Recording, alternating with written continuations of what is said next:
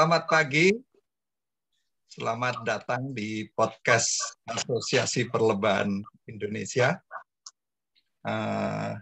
Pagi ini kita kedatangan tamu, seseorang yang luar biasa, seorang praktisi yang sudah bergelut dengan perlebahan berpuluh-puluh tahun. Beliau adalah Bapak Aam Hasanuddin, Sarjana Kehutanan. Selamat datang Pak Aam.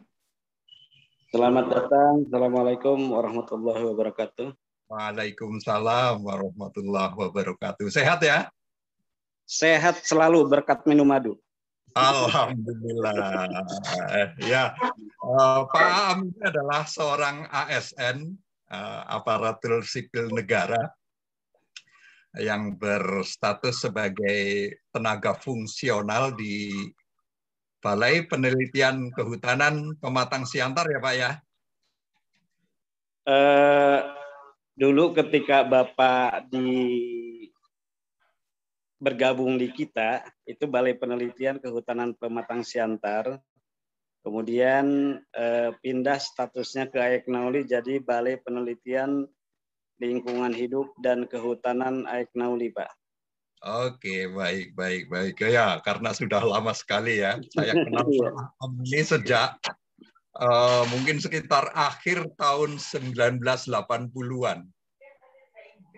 Ya. Sudah sangat lama ya. Jadi sekarang di Balai Litbang KLHK di Aeknauli ya, tepatnya ya. Iya, Aeknauli ya, betul.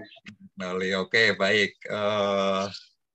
Pak Aam ini sudah lama sekali berkecimpung di perlebahan ini, jadi mungkin barangkali ada sekitar 30 tahun ya? 34 tahun, Pak. 34 tahun, Masya Allah. Luar biasa. Nah, tentu saja kita ingin mendengarkan bagaimana perjalanan beliau di perlebahan ini. Apakah mulus seperti di jalan tol, atau juga mengalami jatuh bangun. Jadi mohon diceritakan Pak, perkembangannya dari sejak mulai kenal lebah sampai dengan yang terakhir ini. Baiklah, terutama saya mohon maaf dulu kepada suhu saya ini Pak Kun tadi ya. Kemudian ada juga Ibu Dr. Susilowati ya. Jadi beliaulah yang banyak memberi pengalaman dan pengetahuan waktu itu. Karena mulai tahun 87 saya ditugaskan di Pematang Siantar waktu itu. Kemudian sebelum ditugaskan ke merantau ya ke Pulau Sumatera, itu di SD saya sudah miara lebah juga di Jawa Barat gitu kan.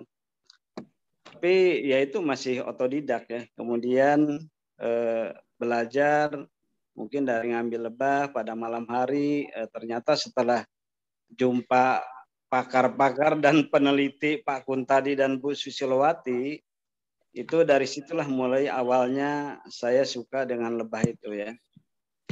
Mulai tahun 87 termasuk Pak Kuntadi, Bu Susilowati itu mengadakan penelitian itu ya hampir di tiap daerah ketinggian, karena yang diteliti waktu itu oleh beliau-beliau ini adalah ya termasuk masalah ya aktivitas harian lebah ya, kemudian masalah pakannya juga, kemudian masalah ya kalau Pak Kun tadi waktu itu masalah rongga sarang juga ditelitinya oleh beliau-beliau ini.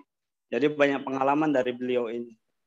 Kemudian dari situ tahun 90 ya, 90 juga itu kita diundang sebagai narasumber waktu itu ya, narasumber di Balai Diklat Kehutanan Pematang Siantar. Jadi mulai tahun 87 kita udah membuat ini sebetulnya demplot kegiatan perlebahan hampir di tiap daerah di Sumatera Utara ya. Di Sumatera Utara. Karena sebetulnya ada satu unit kita yang ada di Kuok Bangkinang ya, itu adalah spesial ke lebah madu waktu itu. Ya termasuk Bu Susilowati, Pak Kun tadi, ya beliau itu adalah di Kuok di Bangkinang gitu kan. Jadi ya kegiatan penelitiannya terutama mengenai apis serana itu cenderung ke Sumatera Utara. Nah, jadi mulai tahun 90 itu kita mengadakan kegiatan ya sebagai narasumber juga di Balai Diklat ya. Dan dari mulai tahun itu pula ya, hampir dari tiap provinsi yang ada di Sumatera dilatih adalah di Balai Diklat itu. Ya rata-rata hampir 60 orang. Ya, 60 orang. Jadi setiap tahunnya ya, setiap tahunnya ada 60 orang. Itu dikirim dari beberapa provinsi yang ada di Sumatera waktu itu, yaitu dari Aceh, kemudian Sumut, Sumbar, dan Bengkulu waktu itu. Ya. Makanya mungkin 30 tahun berlalu itu hampir 1.800 orang yang udah dilatih di Balai Diklat Kehutanan ya dengan narasumber adalah dari kita. Kemudian selanjutnya adalah kader-kader sebagai instruktur atau Widya Iswara yang di Balai Diklat itu adalah kader-kader dari kita, dari Balai Penelitian Lingkungan Hidup dan Kehutanan. Jadi seperti itu perkembangannya. Kemudian di masyarakat juga alhamdulillah responnya. Kalau dulu Pak, di masyarakat itu ketika kita ingin mengembangkan lebah, ya itu sulit sekali untuk diterima. Karena yang namanya lebah mungkin masyarakat itu ya asumsinya yang galak lah, yang nyengat lah. Akhirnya ya sulit sekali untuk meletakkan di areal-areal perkebunan masyarakat yang ada di seputaran Sumatera Utara ini. Tapi ya kesininya setelah kita edukasi, setelah kita kasih arahan ya, jadi ya alhamdulillah sekarang luar biasa perkembangan terutama masyarakat yang ingin mengembangkan lebah madu. Jadi seperti itu Pak Kun, mungkin kronologi secara besarnya ya. Ya. Jadi ya praktis sebetulnya tidak terlalu banyak kendalanya gitu ya. Ya mungkin hanya ketakutan masyarakat pada masa itu gitu ya. Iya. Nah, tapi melalui edukasi kemudian mulai berkembang. Jadi dari sekian berapa tadi 1.800-an orang ya, mungkin sekitar itu yang sudah dididik. Apakah Pak Aam juga mengikuti perjalanan mereka itu? Sejauh ini seperti apa begitu? Jadi gini, makanya sekarang sih punya pengalaman khusus ya ketika kita memilih peserta diklat. Karena dari 1.800 orang yang dikirim dari tiap daerah itu kelihatannya punya misi tertentu. Pertama, ya misi dari peserta itu mungkin yang karena kita ketahuan ketika berada di tempat kita belajar. Pertama, kalau yang misinya memang kuat ingin belajar ya itu luar biasa gitu. Cara belajarnya, cara prakteknya ya itu beda sekali. Nah, itu yang kuat memang misinya kan. Tapi kalau yang misinya hanya mereka ingin mungkin dapat uang saku ya. Kemudian mereka juga hanya ingin mendapat SPT dari institusinya, itu berbeda di sini ya. Makanya dari 1.800 orang yang kita latih ini dari institusi ya. Karena ada beberapa kegiatan lain dari LSM juga yang minta kita jadi narasumbernya itu luar biasa banyak Pak ya, banyak sekali. Ya, banyak sekali, bahkan ini ada mahasiswa dari Universitas Simalungun juga ini sekarang. Ini ada 6 orang ya. Ini magang mungkin yang kedua tahun ini, yang ke tahun kedua ya. Yang tahun kedua dan alhamdulillah gitu. Yang magang tahun pertama pun mereka ya luar biasa semangatnya dalam pengembangan budidaya lebah madu ini. Kemudian ya kita ambil aja ya, karena itu hampir tiap kabupaten kita punya binaan ya. Itu luar biasa sih kalau memang yang mereka semangat ingin mengembangkan, bahkan ya Pak ketika di daerahnya mungkin masyarakat tadi yang pilih untuk berangkat ke tempat latihan, umumnya kan dia punya ilmu masalah perlebahan gitu. Tapi ada yang pelit juga, Pak. Pelit ketika ke daerahnya masing-masing, mereka tidak mau memberikan ilmu itu kepada teman-teman lainnya gitu kan. Ada yang seperti itu.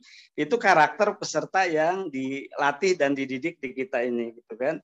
Nah, kemudian yang kami rekrut dari kegiatan-kegiatan mereka yang ada di daerah ini ya, kami selalu memotivasi mereka, selalu berdiskusi dengan mereka ya.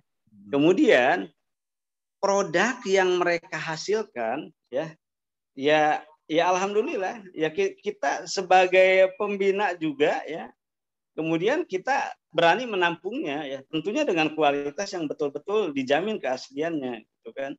Itu seperti itu ya. Jadi alhamdulillah Pak, sampai sekarang teman-teman yang udah kita latih hampir di tiap kabupaten ya, itu sebetulnya mereka selalu kekurangan produk ketika mereka punya demplot, ketika mereka punya istilahnya punya lebah-lebah yang mereka budidayakan, itu mereka selalu kekurangan madu sampai saat ini ya. Apalagi di zaman Covid seperti sekarang ini, luar biasa permintaan madu kepada mereka pun gitu kan. Seperti itu, Pak.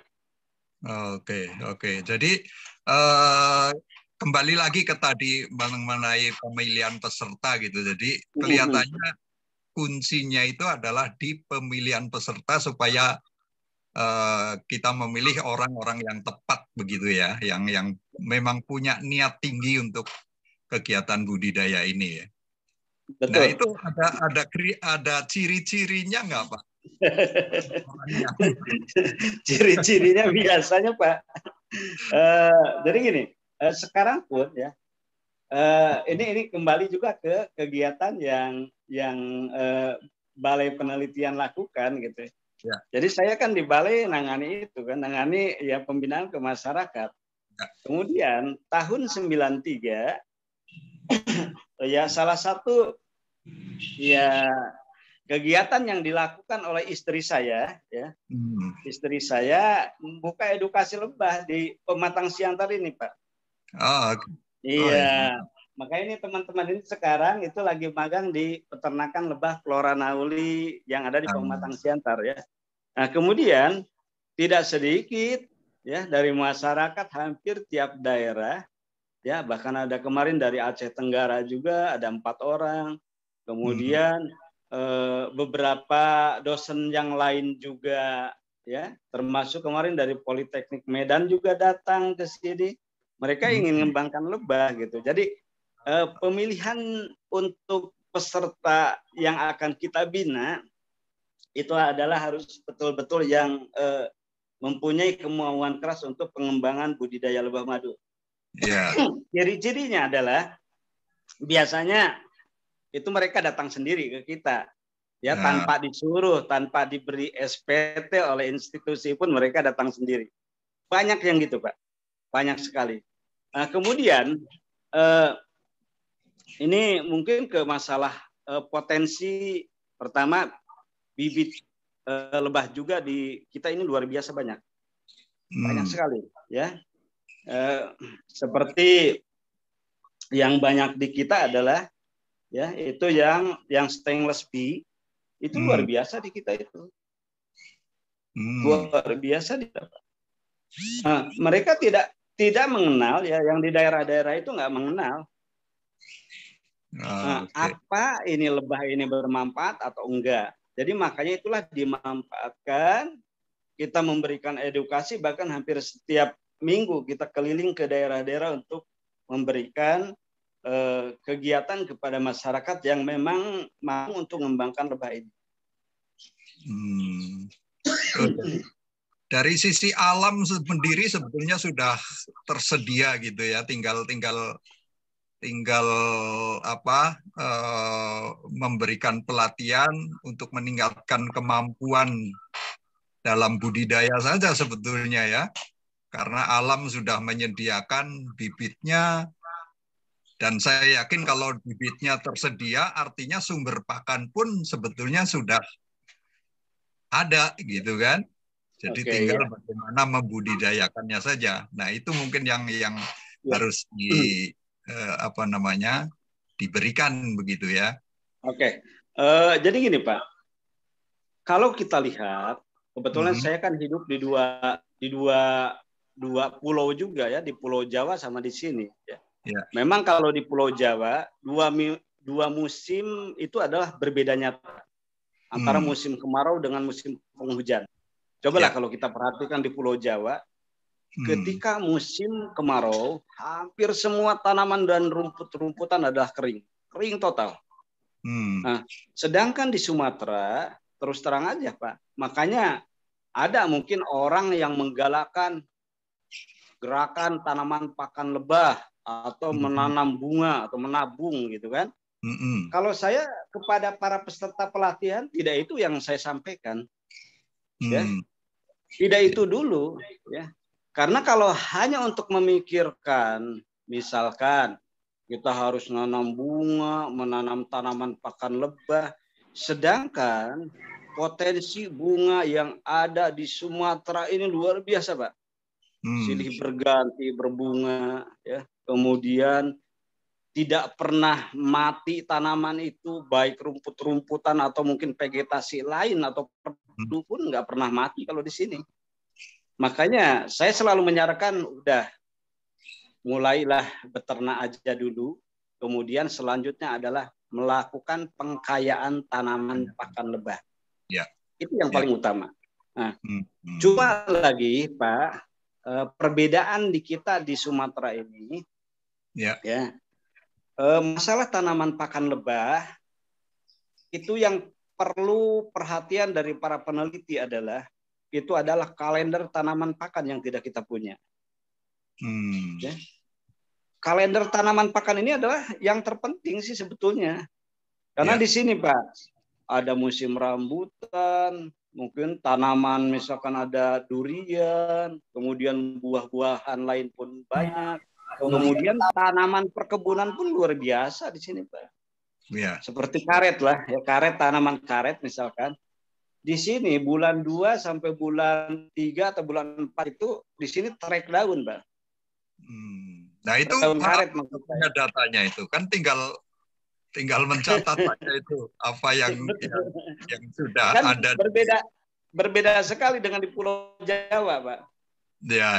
Kalau Pulau Jawa dalam setahun itu, misalkan bulan Januari sampai Februari kita menggembalakan lebah kemana, gitu kan? Nah, kemudian Maret sampai Mei juga menggembalakan lebahnya kemana. Di sini nggak ada seperti itu, gitu. Nah, jadi masih sistem menetap. Yang gitu, harus mulai dicatat itu, Pak. Nah, iya betul. Memang kelebihannya. Dan memang harus ada dukungan dari pihak para peneliti, mungkin terutama mahasiswanya yang harus kita arahkan juga, gitu kan. Nah, itu kesempatan itu setiap kali ada para mahasiswa itu ya mulai digerakkan gitu barangkali. Iya. Iya. Bahkan gini Pak, bahkan gini, alhamdulillah di kita ya, ini di peternakan lebah Flora Nauli terutama di Siantar ini, ya, itu dari Instiper Yogyakarta juga udah ke sini. Kemudian dari Unsiah juga sudah ke sini ya meneliti. Kemudian dari Unimed juga udah ke sini. Kemarin dari USU juga udah ada yang ke sini, dan dari Fakultas Peternakan Andalas Sumatera Barat ya sudah mengadakan penelitiannya adalah di tempat kita, gitu kan? Sudah di tempat kita. Makanya insya Allah kedepannya ya kita motivasi teman-teman kita mahasiswa ini untuk penelitian yang mana tahu ada yang tertarik sih, gitu kan. Masalah lebah ini bisa kita arahkan di sini. Makanya terus terang aja ya, saya selalu minta bantuan mungkin Pak Kun tadi, kemudian Bu Susilowati untuk memberikan selanjutnya juga kepada mahasiswa yang bertanya untuk ingin mengadakan kegiatan penelitian di kita ini. Gitu, Pak. Banyak Pak yang bisa itu, banyak sekali. Iya. Bagus itu, apalagi sudah dikenal di mana-mana gitu ya, banyak universitas. Alhamdulillah Pak.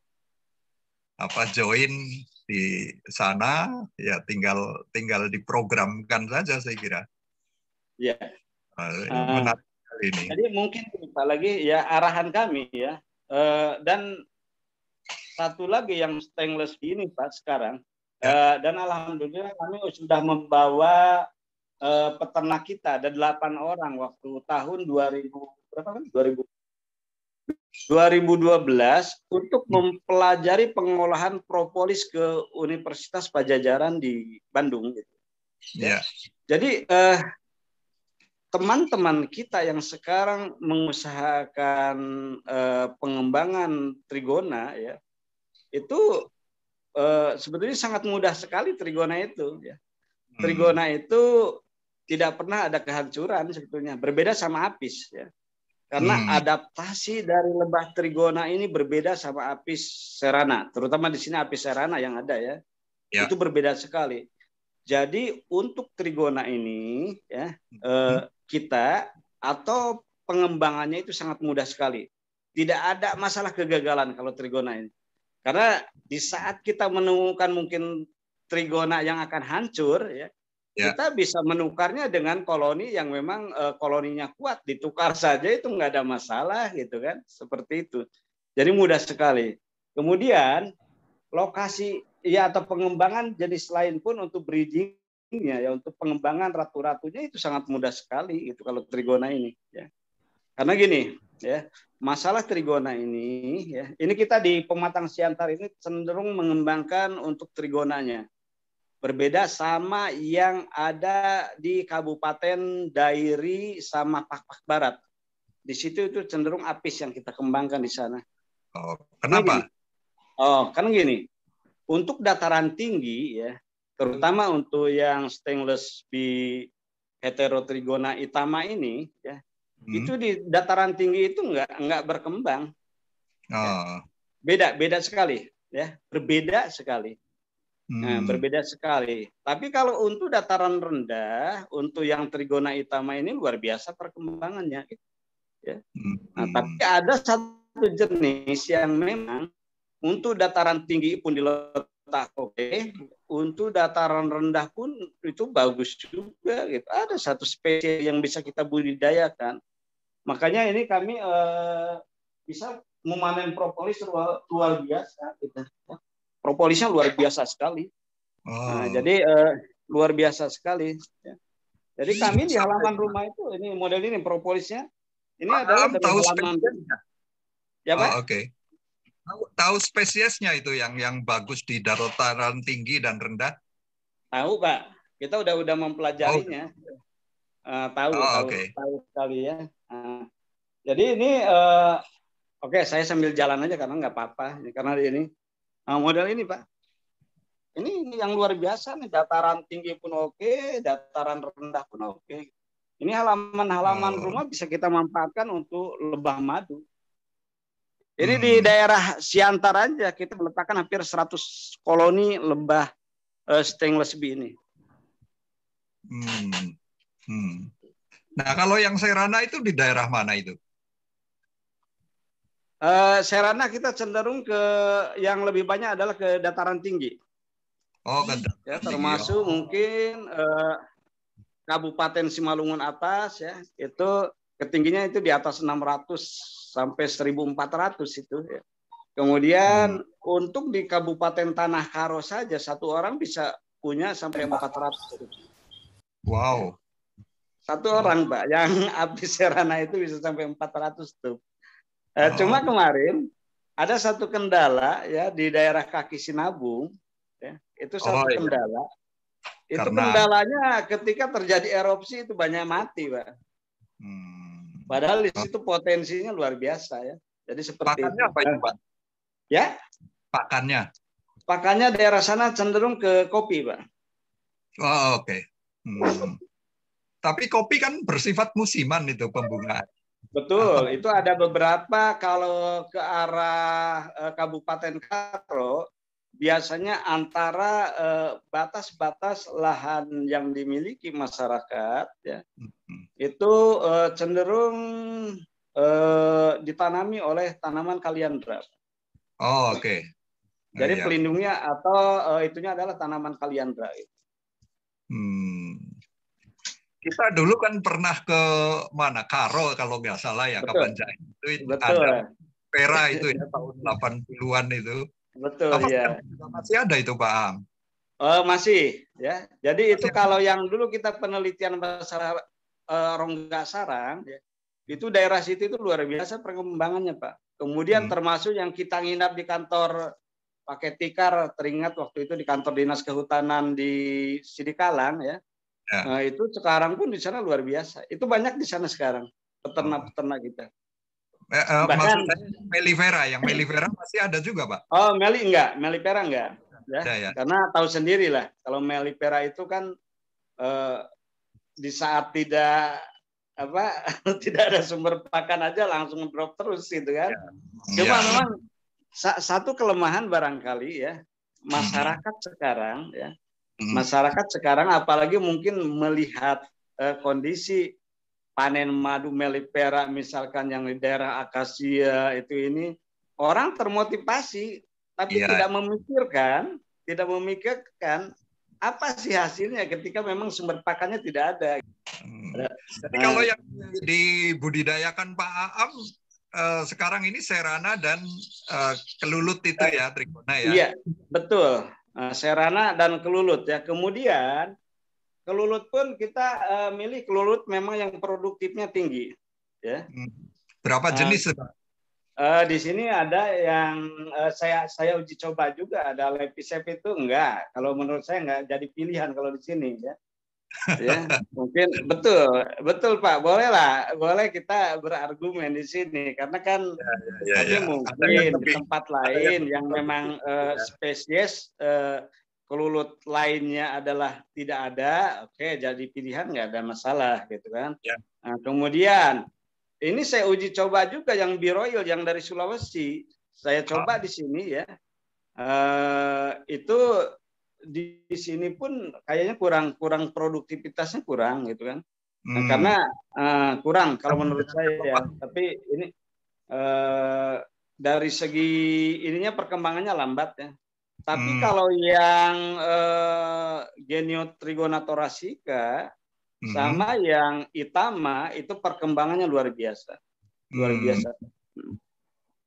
Oke, berarti memang apa ya lebih apa namanya mungkin lebih adaptif ya karena dari daerah setempat. Betul. Ya. Iya. Itama dan thoracea itu ya. Iya, lebih adaptif. Kemudian kalau saya berpikir juga ya, kalaulah misalkan kita punya thoracea 100 log saja, 100 log aja ya. Kemudian hanya dengan propolisnya aja per bulan minimal 1 kilo kita jual mungkin rata-rata misalkan ya sampai di tingkat ya pengusaha misalkan 150.000 ya itu per bulan aja dari propolis thoracea itu mungkin bisa mendapatkan 15 juta. Itu dari propolisnya saja. Kalau saya berpikir di situ ya. Nah, padahal itu bisa sampai 2 kilo sih Pak kalau dari propolis thoracea ini luar biasa itunya ya. Seperti ini luar biasa sekali. Gimana Pak? Satu koloni bisa 2 kilo. Propolis thoracea Pak. Ya. Iya. Ini yang thoracea yang ada di kita Pak. Ya. Ini yang thoracea yang ada di kita. Ini kita manen ya atau kita waktu itu untuk menangkarkan ratunya itu adalah 3 bulan lalu ya. Ini propolisnya luar biasa Pak. Ya. Ini baru dipanen kira-kira setengah bulan. Ya. Ini udah dipanen setengah bulan, tapi ini udah padat lagi, Pak. Ya. Sudah padat lagi. Cepat sekali. Kemudian larvanya yang dulu udah kita ambil ini sudah naik lagi. Ya. Itu umumnya dari apa itu? Ya, kalau di seputaran kita mungkin ini vegetasinya, Pak. Ya, vegetasinya ada buah-buahan umumnya, Pak. Ya. Nah, ini Pak yang hasil pemecahan koloni dari tadi. Ya. Oh. Ini sekitar 3 atau 4 bulan lalu. Ini udah penuh juga propolisnya, Pak. Itu 1 tahun bisa berapa kali memecah Thoracea itu? Paling nggak bisa 2 kali, Pak. 2 kali. Nah, ini udah aktif kembali, Pak. Ya, yang udah 3-4 bulan lalu. Ya, ini adalah lognya log buatan, ya. Ya. Nah, kemudian ini juga, ini luar biasa sekali, Pak. Madunya ini padahal hanya di halaman rumah saja. Nah, ini yang hanya di halaman rumah saja, Pak. Oh, mantap ya. Iya, ini hanya di halaman rumah saja. Jadi sekeliling rumah ini, ya Pak, ini saya budidayakan kelulut kalau di sini. Sumber pakannya, Pak. Nah, ini sekeliling rumah kita budidayakan kelulut. Nah, kemudian vegetasinya adalah itu cenderung diambil dari, ini kan dekat ke sungai, sekitar 200 meter. Ya. Jadi seperti itu. Buah jadi yang banyak di sini itu. Tanaman buah apa saja yang paling dominan apa? Kalau di sini tapi gini, Pak, kalau kita perhatikan ya, bahwa kelulut ini ya, itu dengan bunga sekecil apapun mereka bisa ambil. Ya. Ya, itu aja kelihatannya, Pak. Karena di sini ada coklat, ya, itu namanya juga daerah pemukiman ya. Jadi setiap rumah itu punya tanaman masing-masing gitu ya. Nah, tidak dominan gitu kan. Tapi itu yang di pinggiran sungai ya.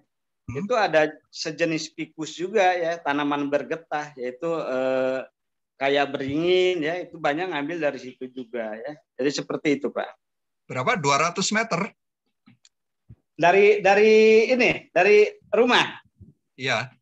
Oke, kita coba, Pak. 200 meteran. Pak. Ya? 200 meteran.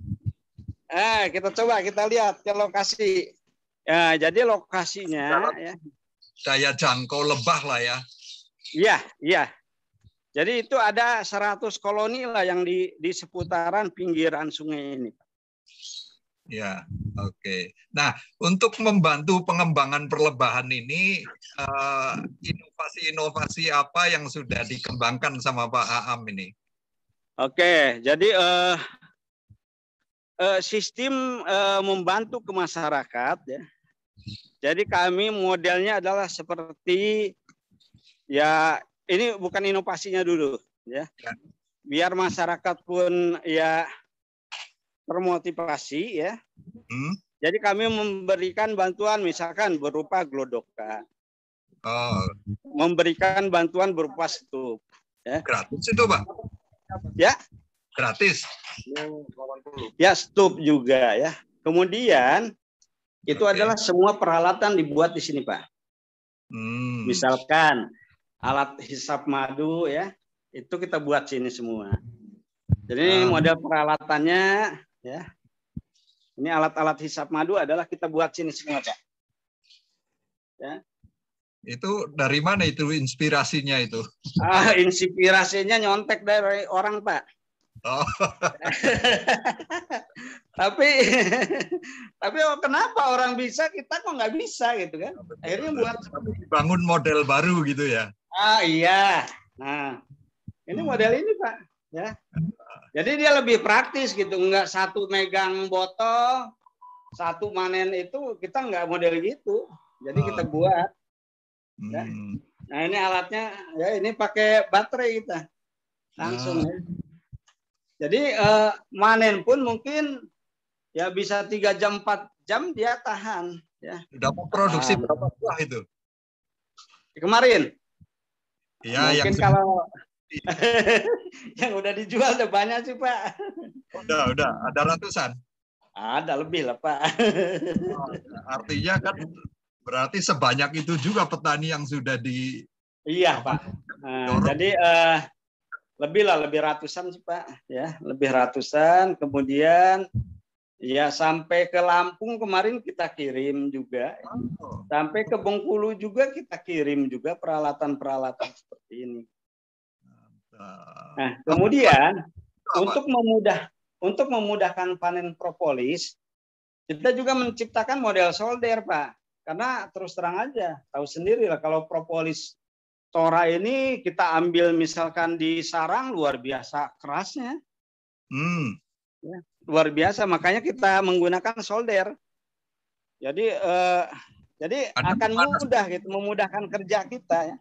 Maksudnya ini untuk coba ada pemanasnya gitu supaya iya betul. Jadi model ini kan luar biasa, Pak. Ya.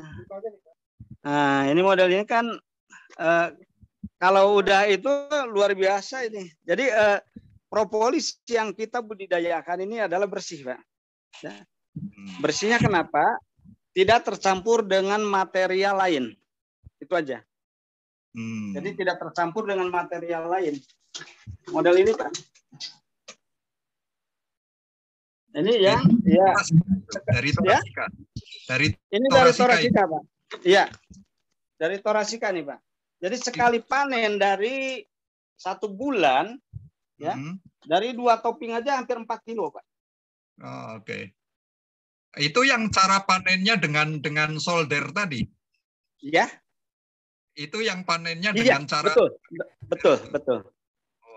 Bisa ditunjukkan alatnya? Seperti alatnya, apa? Iya, Ustaz.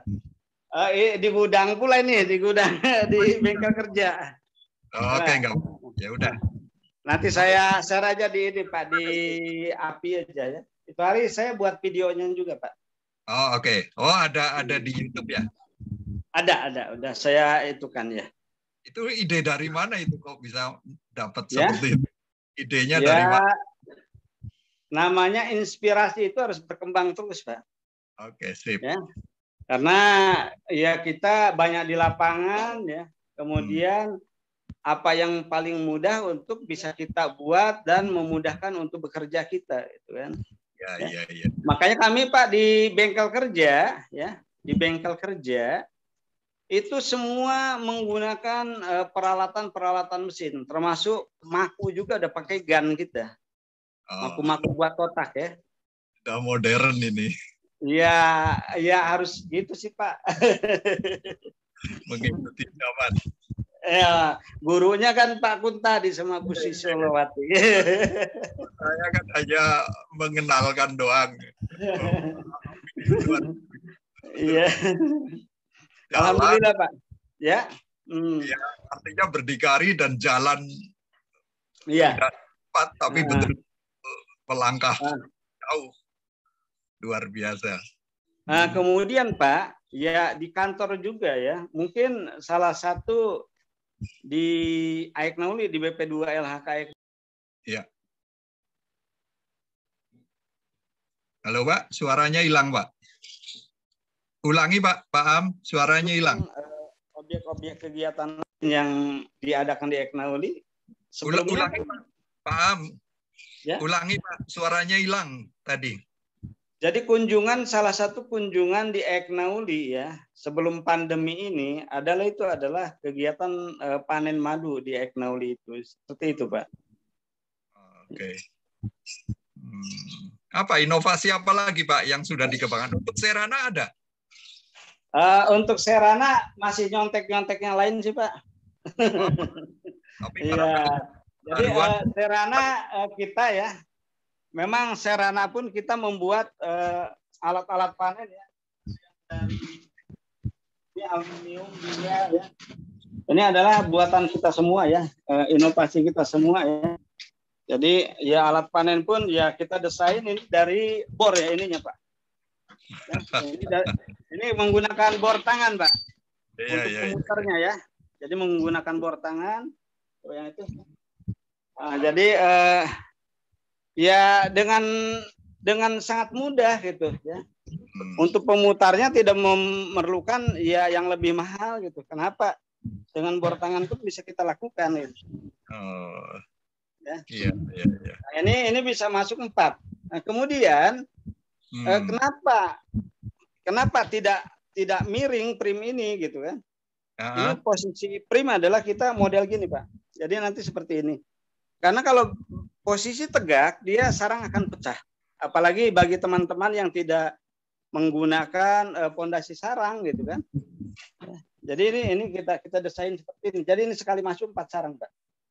Okay. 4 sarang. Ya. Jadi ini pakai bor tangan aja, Pak. Ya. Nah, jadi kita desain seperti ini ya. Bahkan kemarin, Pak, waktu tahun 2020 kita kewalahan nyari bor tangan, habis semua kami borong di Siantar Medan ini. Wow.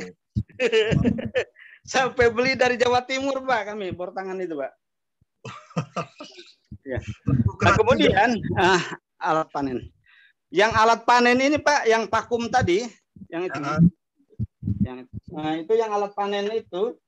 Jadi kita tidak memerlukan tidak memerlukan sistem peras gitu. Alat tidak, panen alat panen madu trigona. Oh, madu trigona. Oke. Yang sedot itu. Iya, ini. Coba. Ya, coba kan. Yang sedot. Ya.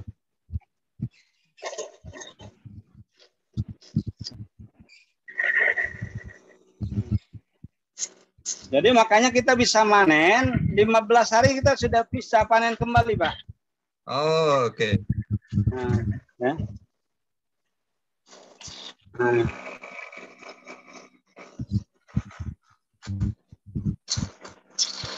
Kalau yang di sistem peras butuh berapa lama, Pak Am?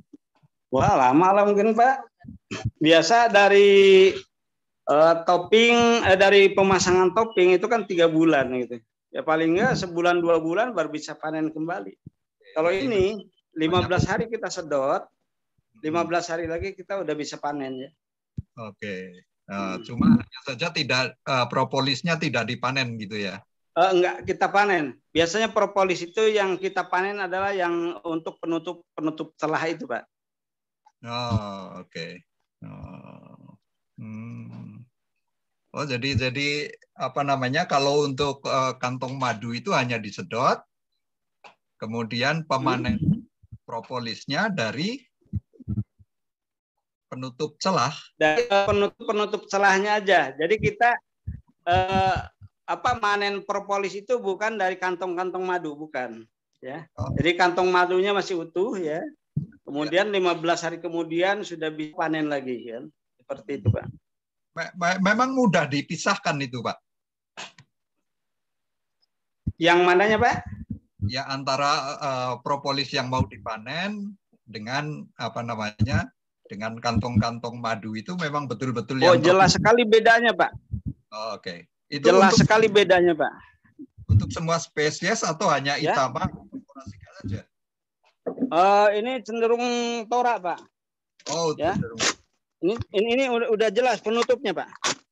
Nah, ini adalah ya. Ini adalah yang kita panen adalah seperti ini nanti, Pak. Ini kita bersihkan ya. Ini kita bersihkan ya. Nah, ini pot-pot madunya udah penuh lagi, Pak. Ya. Ya, jadi ini kita bersihkan ya. Ini berbeda yang sama Itama, Pak. Ya, ini Itama.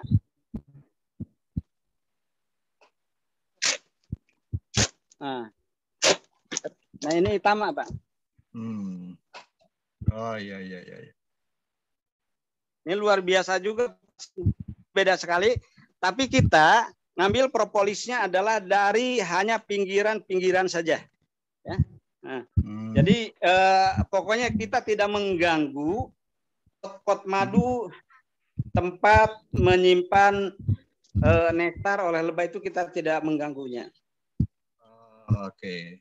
Jadi panen tetap bisa berjalan ya, panen madu tetap berjalan. Panen propolis hanya sebagian saja gitu ya. Iya, kalau propolis tetap kita bersihkan, Pak. Nah, terutama bagian pinggir-pinggirnya itu. Yang seperti yang saya katakan tadi, itu dari 2 topping aja bisa sampai 2 kilo dalam 1 bulan. Dari 1 topping, jadi 2 topping itu bisa 4 kilo. Nah, dengan sistem sedot itu kantong madu itu bisa dipakai berapa kali, Pak? Atau ada batasannya, misalnya 3-4 kali panen sudah harus diambil semua berikut propolisnya gitu, nggak ada seperti itu. Itu yang kita belum melakukan penelitian sampai ke situ kelihatannya, Pak. Oh, okay. Jadi mana tahu nanti ya dari para peneliti ya pakar-pakar lebah yang di IPB, di UI silahkan, atau di perguruan tinggi lain silahkanlah. Kami sangat senang sekali bila ada yang mengadakan penelitian di tempat kita. Iya. Nah, kalau dilihat dari kecenderungannya selama ini, Pak Am, pada saat panen itu, kan berkali-kali nih dengan sistem, ya. Apakah kecenderungannya makin menurun atau justru makin naik atau tetap, Pak? Biasanya meningkat, Pak. Oh, makin Jadi meningkat. ada beberapa lokasi ya kemarin yang kita coba, terutama dari pemasangan topping awal. Ya. Jadi biasanya kan dari topping awal itu tergantung teknik pemasangan toppingnya. Ya, ada yang kadang-kadang sebulan sudah naik, gitu kan, tergantung vegetasi di seputarannya juga, ya. Kemudian tapi rata-rata mungkin di 2-3 bulan itu sudah bisa kita panen. Kemudian setelah kita uji coba kemarin yang di areal perkebunan kelapa pandan, ya, itu dari pemanenan pertama hanya 300 sampai 400 mili, itu pada panen kedua itu bisa sampai 1,2 liter, Pak. Wow. Ya. Nah, kita punya data seperti itu, ya. Kita punya data seperti itu. Nah, kemudian ya ini rata-rata mungkin yang terkecil ya itu di tempat kita itu ya paling minimal hanya 300-400 mili per satu topping gitu kan. Jadi kemudian yang paling penting adalah ya kita banyak mengembangkan lebah untuk penangkaran ratunya adalah dari pemecahan koloni, Pak. Ya, dari pemecahan koloni. Yang ada larvanya. Nah, jadi ini mungkin bisa dilihat dari larva yang sudah penuh itu yang kita hanya melakukan pemecahan koloni saja. Jadi tidak mengganggu dan merusak mungkin tanaman lain yang di alam juga gitu. Karena kita melakukan penangkaran ratunya adalah seperti ini. Ya. Ini yang larva sudah naik juga, Pak, untuk Itama, Pak. Ini akan kita lakukan pemecahan koloni kembali, Pak. Ya. Naik ke topping gitu? Ya, naik, Pak, larvanya. Itu yang kita lakukan pemecahan koloni, Pak. Oh, sengaja dibuat seperti itu? Enggak, kan jadi gini, teknologi yang kita lakukan, misalkan ini kan kotak keram di sini, Pak. Ya. Ketika kotak keram ini penuh oleh larva, otomatis kan untuk perkembangan selanjutnya larvanya kan akan naik juga ke atas, Pak. Oke. Ya. Nah, seperti ini tadi itu kan udah naik ke atas lagi. Ya. Padahal baru 3 bulan, Pak, kita ambil ya. Ya, baru 3 bulan. Jadi seperti itu, Pak. Oh, itu untuk perkembangan koloni ya? Ya, untuk penangkaran dan perkembangan koloninya adalah seperti itu. Nah, ini ada dalam membuat topping itu, apakah ada ukuran tertentu atau kriteria tertentu yang bisa meningkatkan produktivitas dan lain sebagainya? Ada nggak, Pak? Jadi gini, Pak, ini mohon maaf juga kepada para pakar ya. Ini mungkin hanya pengamatan sekilas gitu ya, hanya pengamatan sekilas. Karena sebetulnya temperatur yang ada di dalam log koloni lebah, terutama yang stainless bee ini, mungkin yang Itama dengan Thoracea, kalau saya ukur adalah sekitar mungkin 24 ke 28 derajat Celcius gitu kan. Jadi seperti itu. Makanya kalau untuk topping mungkin apa istilahnya ketebalan papanya makin tipis, itu makin kurang bagus sih sebetulnya. Ya, mungkin kalau 1 inci ya itu akan lebih bagus. Tapi kalau kita rata-rata sih papan ukuran biasa saja, Pak. Ya, ukuran biasa saja ya ketebalan papannya. Jadi ya model ini kita belum memasang topping, Pak, yang ini, Pak. karena hasil pemecahan koloni ini, Pak. Ya. Nah, ini sebetulnya udah padat sekali ya, kalau kita lihat, Pak. Man, coba bukakan dulu ini, udah sampai di mana larvanya? Ya. Nah, coba. Nah, ini udah nutup Pak propolisnya, Pak ya. Cuma ini alatnya tadi di gudang. Ya. Nah, ini larvanya luar biasa, Pak. Ya. Itu keras sekali kelihatannya. Itu ya keras sekali, Pak. Makanya kalau harus pakai alat ini masih lumayan, masih lembek. Ya. Nah, ini propolisnya ya. Jadi propolisnya pun itu cenderung tidak tercampur dengan material kayu atau apa. Tidak kalau ini. Ya. Aja. Itu loh memang. Tapi udah nanya dia propolisnya, Pak. Apa larvanya? Ya. Ini larvanya juga sudah naik. Padahal baru 3 bulan lah, 3 bulan ya. Nah, ini hasil pemecahan koloni dari yang itu, Pak. Oh, oke. Jadi makanya kalau itu nanti udah agak besar, kita lakukan pemecahan koloni lagi.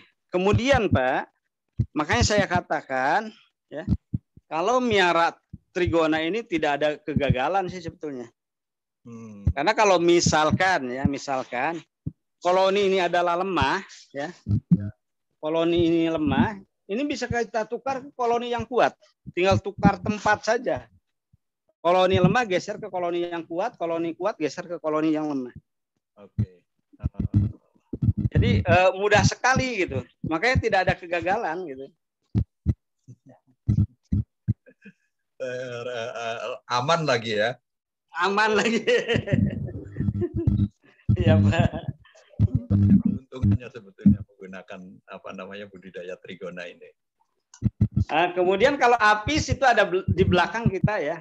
Itu rata-rata memang. Makanya di sini saya bisa membandingkan gitu kan. Ya. Yang satu lokasi ini bisa kita bandingkan. Kalau kita memelihara apis ya. Kemudian di sini juga ada yang stainless bee, ya. Ternyata yang lebih banyak madunya dalam satu lokasi, ya. Kalau yang apis itu nggak ada madunya, kering, Pak. Jadi kembali ke tanaman pakan tadi, ternyata bahwa lebah trigona ini bunga sekecil apapun dia bisa mengambilnya. Berbeda sama apis tadi, gitu kan? Seperti itu, Pak. Iya, ya. Jadi kemampuan mencari makannya itu lebih fleksibel gitu ya untuk. Betul ya. Dan adaptasinya pun luar biasa, Pak. Adaptasi terhadap lingkungan luar biasa, ya. Jadi kami pun di sini nyoba ada beberapa yang lepisep juga kita coba kembangkan gitu. Tapi ternyata mungkin di sini lepisep banyak ini, Pak. Banyak merusak ke jenis lain, Pak. Ya, jadi dia menginvasi koloni lain gitu kan. Yang lepisep itu? Iya, lepisep, Pak. Jadi dia menginvasi ke sarang atau ke log yang lain gitu kan, seperti itu, Pak. Lebih agresif ya mereka ya? Iya. Makanya yang koloni utamanya misalkan diinvasi oleh lepisep, itu utamanya nanti kabur, diganti dengan lepisep itu gitu kan. Jadi, makanya kurang ini sih kalau saya itu kurang suka gitu. Ya karena ada yang lebih lebih produktif, betul, Pak. Ya itulah. Ya, memang disesuaikan dengan daerah masing-masing. Betul, iya. Betul, Pak. Untuk dibudidayakan itulah. Sesuai lokasinya. Mantap, Pak. Alhamdulillah, Pak.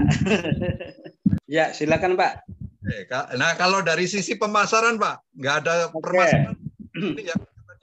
Oke, jadi barangkali ya saat sekarang ini masalah madu trigona ini lagi booming.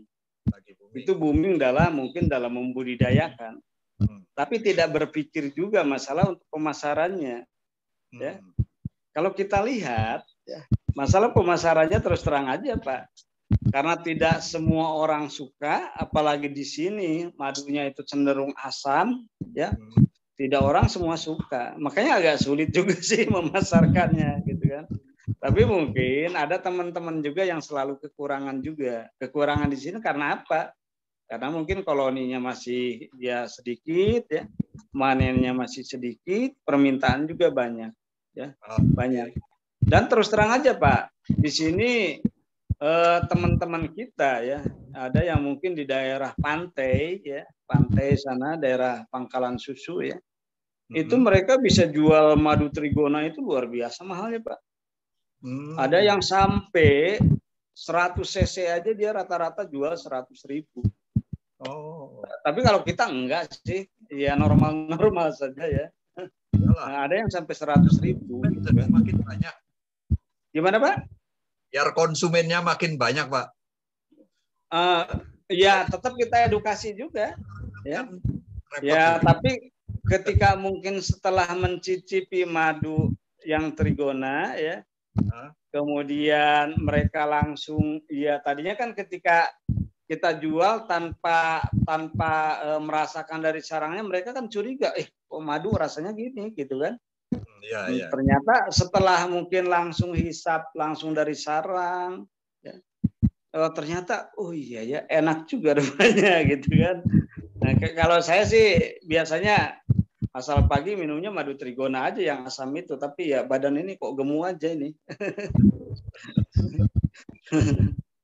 Kalau Pak Aam ini membentuk semacam kelompok tani perlebahan apa enggak sih sebetulnya? Kalau saya sih ada juga kelompok-kelompok yang udah kita latih di kita ya. Ada juga tapi yang banyak diskusi adalah seperti yang di Balai Diklat itu kan begitu mereka selesai pelatihan ya, itu kan tanpa ada istilahnya diskusi selanjutnya gimana perkembangannya. Akhirnya kita lah yang maju ke situ Pak. Ya. Maju ke situ ya. Kemudian ya memang ada beberapa Pemda yang peduli Pak. Terus terang aja seperti kemarin Pemda Pak Barat ya. Termasuk LSM juga Pak. LSM itu banyak yang peduli juga sama kegiatan ini. Kemudian seperti dari ada Konservasi Internasional Indonesia juga ya, alhamdulillah ya, termasuk Pak siapa dulu Pak mantan Pak Kepala Badan Litbang juga ya udah sempat jumpa di lapangan juga itu di Kabupaten Pak Barat. Kemudian Pemdanya pun peduli juga Pak. Mereka berniat untuk mengembangkan atau apa Pak? Mereka banyak membina ke masyarakat aja sih, memberi bantuan ke masyarakat. Oke. Banyak memberi bantuan ke masyarakat. Ya. Ya, baguslah makin banyak aja jadi makin meluas. Tapi ini ya Pak, yang terutama yang betul-betul berkembang pesat gitu ya. Yang berkembang pesat ya. Memang sebetulnya sih ya banyak sih Pak, banyak masyarakat yang seperti yang saya katakan dari awal tadi ya, itu masyarakat yang justru dilatih, diperintahkan atau ditugaskan dari institusi ya mungkin karena misinya lain itu malah kurang berhasil gitu. Tapi masyarakat yang memang punya niat ingin berkembang ya terus terang aja Pak. Ada satu di Kabupaten Dairi ya, itu satu orang namanya Pak Simanjuntak ya. Itu mereka Pak, itu dia punya ladang jeruk tadinya awalnya ya. Awal mula beternak lebah itu adalah karena punya ladang jeruk, kemudian mengembangkan di areal perkebunan jeruk. Di saat itu harga jeruk itu mungkin di tingkat petani itu cuma 2.000-3.000 rupiah per kilo. Dari situ awal mulanya dia beralih kepada ternak lebah. Ya. Sekarang, Pak, seperti ini madunya yang kita panen dari Sidikalang, Pak. Ya. Ini madu sarangnya, Pak, seperti ini. Itu mereka bisa sampai 40-50 kilo per bulan. Jadi kalau 5 juta, 6 juta per bulan dia dapat ini madunya, madu sarangnya, Pak. Serana itu ya? Ya, api serana, Pak. Ya. Jadi ini kemarin manen ya, bisa sampai 40-50 kilo. Ini yang kecenderungan sumber pakannya adalah dari dari tanaman kaliandra, Pak. Nah, kemudian yang perlu kami informasikan juga, ini nanti di bulan 8 ini ya, di areal yang sama itu mereka bisa memanen madu yang berwarna merah. Nggak tahu sumber nektarnya entah dari mana itu, Pak. Warna madunya merah itu biasanya, kayak merah darah gitu kan. Nah, makanya ini saya pun ingin mengetahui dari nektar apa sih, tanaman apa gitu. Itu yang belum kami mendeteksi tanamannya ya. Apa namanya, dari mangga nggak? Nggak tahu, Pak. Itu yang belum saya tahu persis gitu kan. Itu dari tanaman apa sih kok warna madunya merah darah gitu kan. Biasanya di bulan 7-8 ini biasanya. Nah, kalau serana ini kan standarisasi kotak itu penting sekali itu, Pak. Iya. Kalau di budidaya serana ini standarisasi kotak itu kan penting. Betul, iya. Iya. Itu bisa masuk. Ini juga dikembangkan oleh. Jadi gini, ya. Masalah standarisasi kotak, ya alhamdulillah masih mengikuti waktu dari standar yang waktu dulu dibuat oleh Kuok ya. Masih standar itu yang kita ikuti ya, makanya di sini ada teman-teman mungkin yang pemula ya, itu dia membuat kotaknya kan ada yang ketebalan primnya lebih dari 2 cm, ada mungkin 3 cm, kemudian ada base space-nya juga ada yang hanya 6 mili gitu kan, ya itu yang perlu kita edukasi ke teman-teman gitu kan ya, ke teman-teman.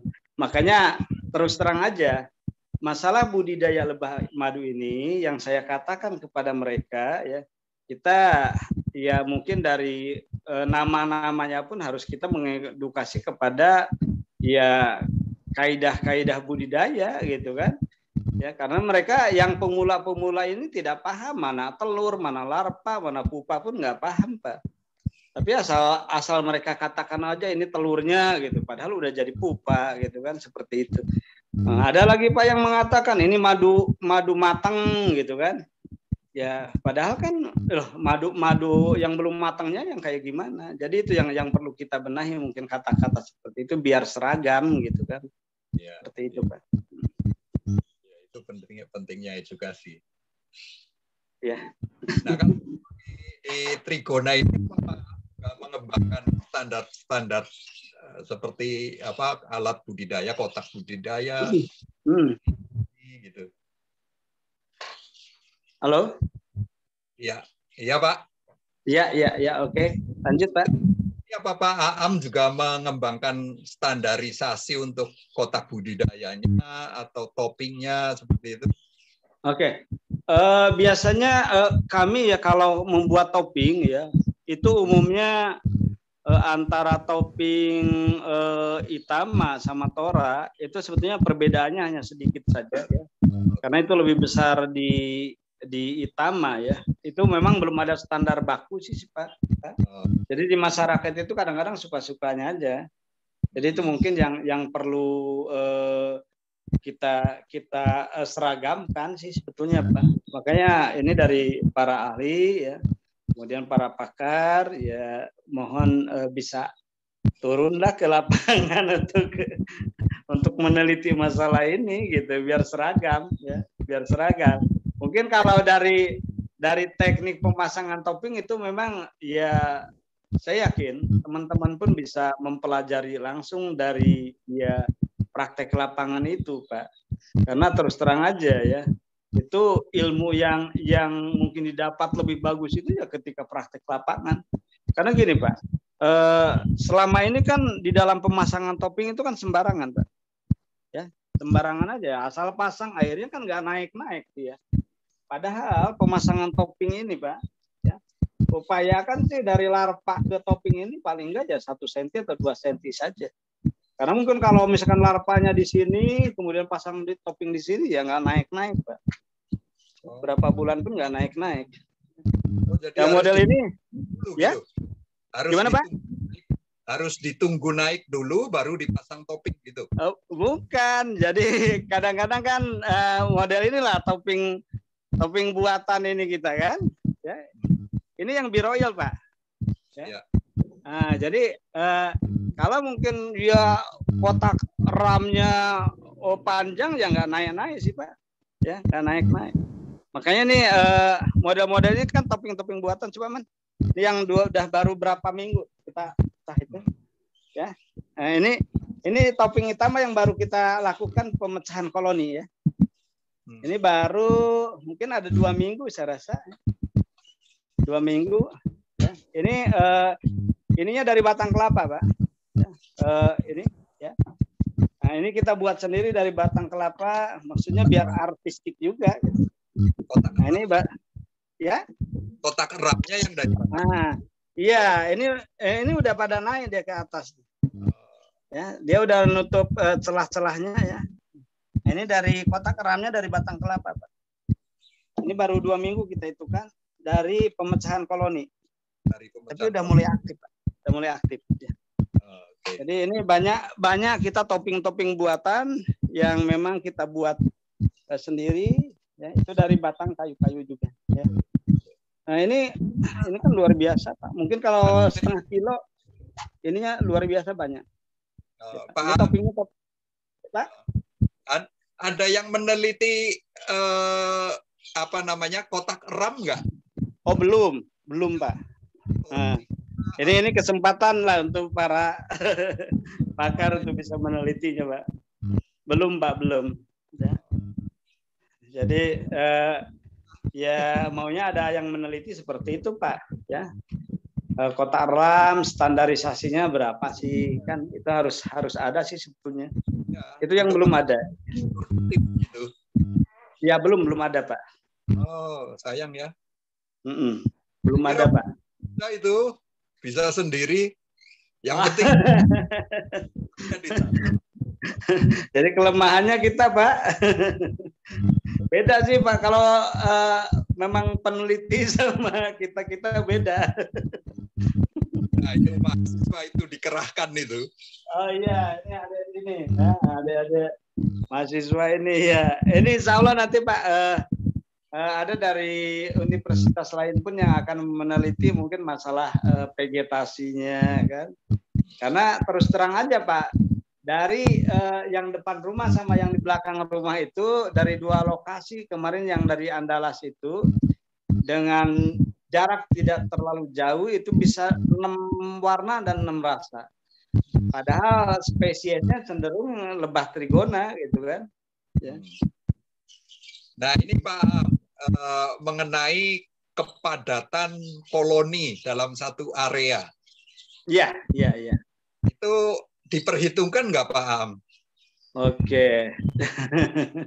Jadi ini karena inilah Pak yang sering saya lihat juga di binaan-binaan kita ya. Itu seperti yang apis Pak, yang apis serana ya. Ini saya pengalaman di Pak Barat. Jadi kalau beliau sebetulnya udah bolak-balik kita arahkan Pak. Jangan terlalu banyak nyimpan koloni di satu areal karena percuma saya bilang. Ketika koloni banyak pun tapi tidak menghasilkan madu kan gitu kan. Betul. Jadi seperti itu. Nah jadi yang teman ini yang kita arahkan ini itu tidak mendengar apa yang kita sampaikan. Tapi kalau yang teman-teman lain mendengar gitu. Kok kenapa ya? Karena di tempat saya kok nggak ada madunya gitu kan. Ya kan udah bolak-balik saya arahkan. Tempat teman-teman yang lain madu ya melimpah gitu. Makanya itulah barangkali Pak masalah penempatan koloni ya.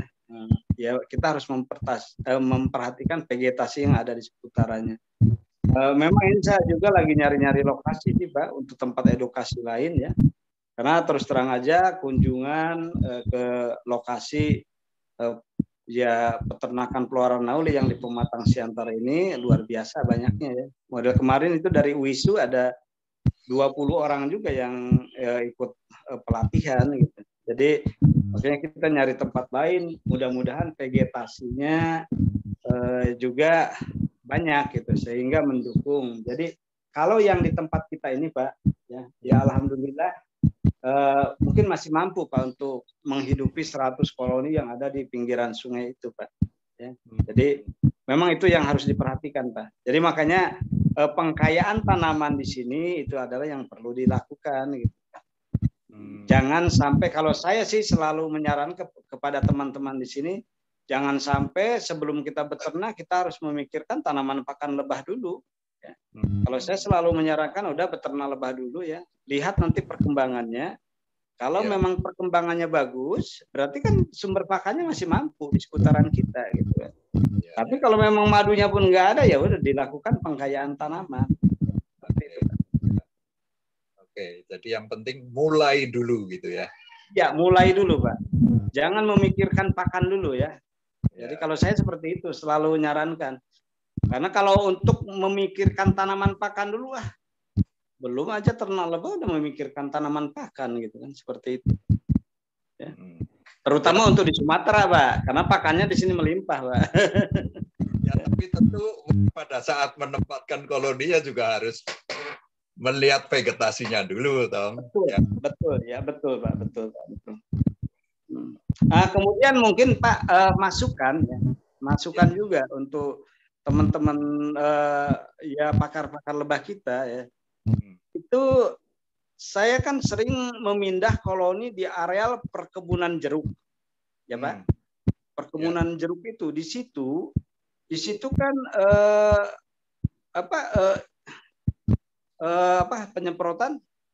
penyemprotan insektisidanya ya, kemudian racun hamanya itu penyemprotan untuk areal jeruk itu kan luar biasa. Tapi kok kenapa ya? Ini saya balik bertanya juga ke Bapak nih. Kenapa di areal kebun jeruk kok kemudian di gubuk-gubuknya itu kok banyak bersarang lebah Apis cerana? Ya, apakah ini memang udah saya tanyakan juga sih di grup ini ya. Apakah memang Apis cerana ini bisa memilih juga mana tanaman yang memang udah disemprot dengan racun hama ya?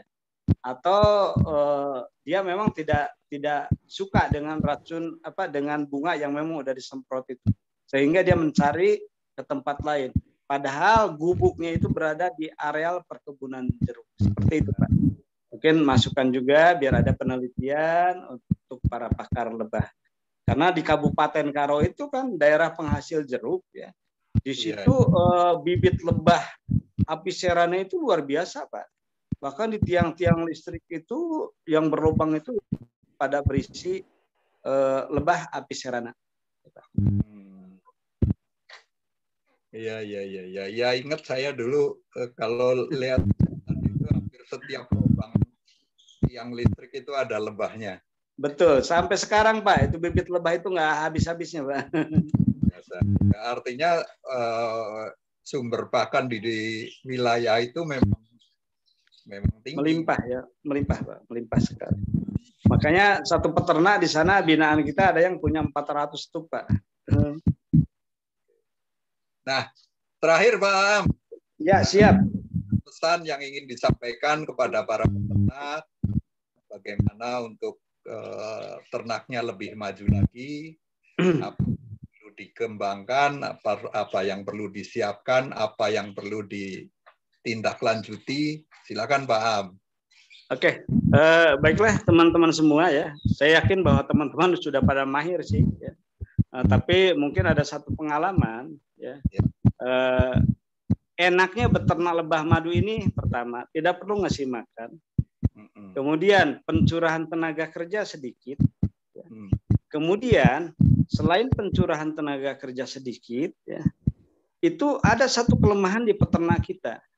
Misalkan ada yang memang misinya hanya untuk menjual bibit, ya. Ketika nggak ada yang pesan, mereka melempem gitu kan.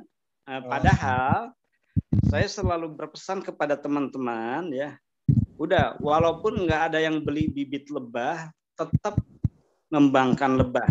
Karena selain kita nanti dapat madunya, juga kan nanti ketika beberapa bulan kemudian ada yang pesan bibit lebah, kita bisa menjualnya udah dalam keadaan koloni yang luar biasa kuatnya gitu. Kita bisa melakukan pemecahan koloni kalau memang koloninya kuat, kan seperti itu. Itu yang selalu saya sampaikan kepada teman-teman. Kemudian selain itu ya insya Allah lah di saat musim pandemi COVID ini ya alhamdulillah Pak. Ya keluarga juga mungkin bisa sehat ya. Kemudian karena kita banyak mengkonsumsi madu terus ya. Terus terang itu aja. Jadi itu mungkin gak usah bosan sih untuk mengembangkan lebah ya. Karena ya dengan pengembangan lebah madu ya alhamdulillah sih saya pun di rumah mungkin banyak penghasilan dari lebah juga gitu. Kalau gaji ASN kan ya berapa kan tahu sendirilah. Jadi seperti itu ya. Jadi nggak usah bosan lah untuk mengembangkan lebah ya. Karena potensi bibit berada di seputaran kita. Potensi vegetasi juga melimpah di seputaran kita. Jadi seperti itu Mas. Makasih. Mohon maaf Mas. Pesan yang perlu diperhatikan. Terima kasih sekali lagi Pak Aam. Siap. Penjelasannya.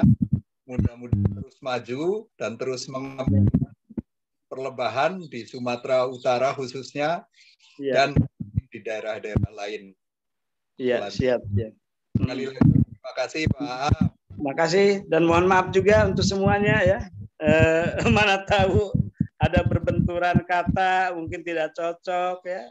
Ya saya sih orangnya gitu, close aja sih daripada saya pendam ya. Jadi mohon maaf dan terima kasih untuk semuanya. Baik, terima kasih Pak Aam. Assalamualaikum. Waalaikumsalam warahmatullahi wabarakatuh. Baik, kita tutup pertemuan siang ini.